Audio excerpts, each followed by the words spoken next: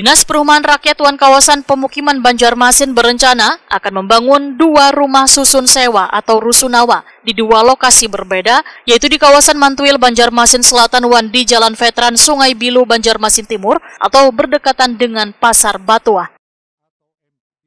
Kepala Disperkim Banjarmasin, Chandra Iriandi Wijaya, Waitakwan di Prima TV Jelang tengah hari Rabu 21 Februari 2024 memadahkan rusunawa di kawasan Mantuil bentuknya akan sama nangkaya rusunawa di kawasan Teluk Kelayan. Untuk penataan pembangunannya akan berkolaborasi dengan beberapa pihak.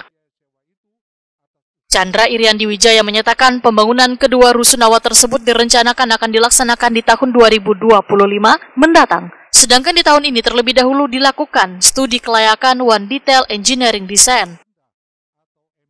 Terkait dengan pembangunan rusunawa di dekat Pasar Batuah, ujar Chandra Iriandi Wijaya, rencananya menjadi opsi relokasi bubuhan warga Batuah yang terdampak dari program pembangunan pemerintah kota dikarenakan revitalisasi Pasar Batuah. Dan di Teluk Kelayan, Dinas Perkim saat ini sedang melakukan studi kelayakan untuk rusunawa di dekat Pasar Batuah. Ini sekarang sedang ada studi kelayakannya, kemudian satu lagi di Mantuil. 2 tempat ini tentunya di Mantuil nanti akan menjadi semacam yang di AK3 Teluk Kelayan. Ada dari kolaborasi dari beberapa pihak, misalnya rusunawanya, kemudian penataan kawasannya, itu yang di daerah Mantuil.